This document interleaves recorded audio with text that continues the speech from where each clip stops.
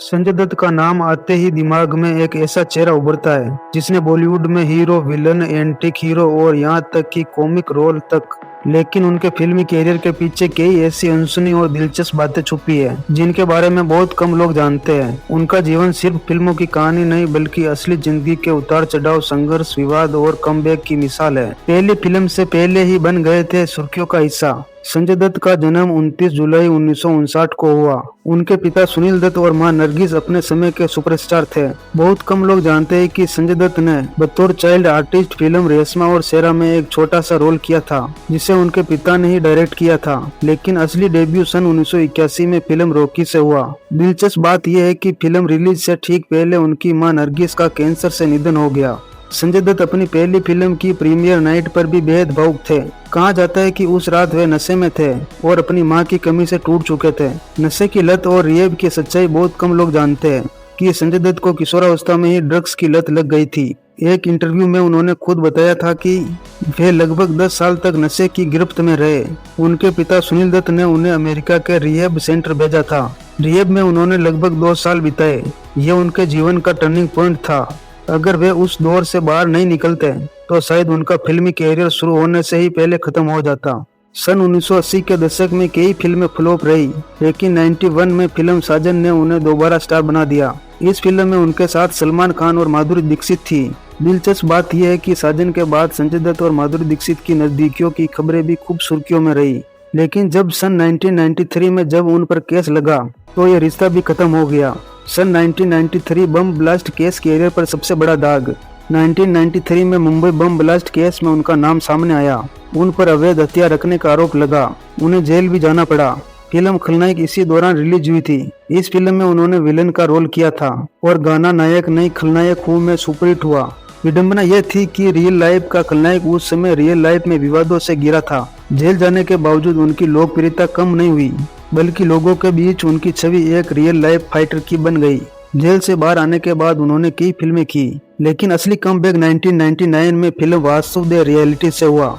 इस फिल्म में उन्होंने रघु नाम के गैंगस्टर का किरदार निभाया। उनका डायलॉग 50 तोला आज भी याद किया जाता है। इस फिल्म के लिए उन्हें फिल्म फेयर बेस्ट अवार्ड मिला। यह उनके कैरियर का सबसे बड़ा मोड़ था। मुन्ना भाई इमेज बदलने वाली फिल्म। सन 2003 में रिलीज हुई फिल्म मुन्ना भाई MBBS ने उनकी पूरी इमेज बदल दी। राजकुमार हिरानी के निर्देशन में बनी इस फिल्म में उन्होंने एक भोले भाले गैंगस्टर का किरदार निभाया। फिल्म में उनके साथ अरशद वारसी सर्किट के रोल में थे। ये जोड़ी इतनी पसंद की गई कि सन 2006 में लगे रहो मुन्ना भाई भी आई, जो सुपरहिट रही। कहा जाता है कि मुन्ना भाई के बाद संजय दत्त को बच्चों और परिवारों के बीच नई पहचान मिली।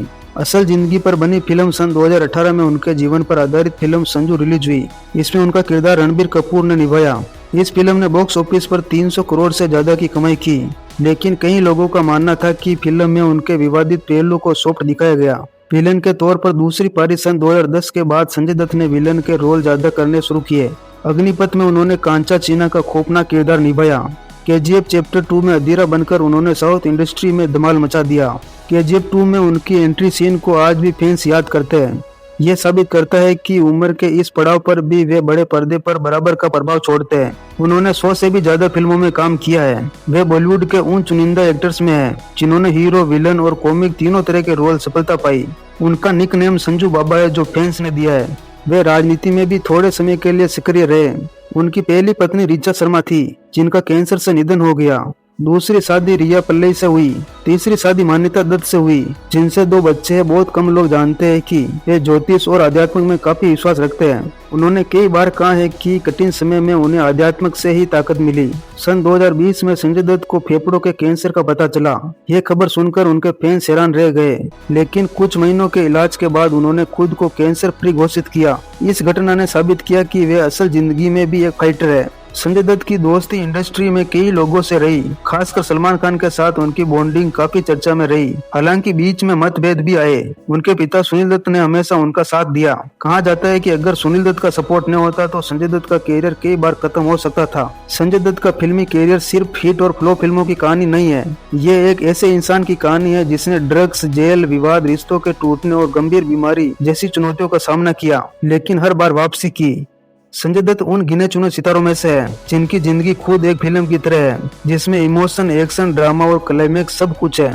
अगर आप उनके जीवन को ध्यान से देखें तो पाएंगे कि खलनायक से मुन्ना भाई तक का सफर सिर्फ किरदारों का नहीं बल्कि एक इंसान के बदलते व्यक्तित्व का भी है। यही वजह है कि आज भी जब बड़े पर्दे पर उनकी एंट्री होती है तो दर्शक सीटें बजाने से खुद को रोक नहीं पाते।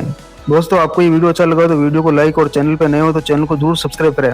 और इस चैनल पे मैं ऐसे हिंदी बॉलीवुड इंडस्ट्री से जुड़े वीडियोज लाता रहूंगा।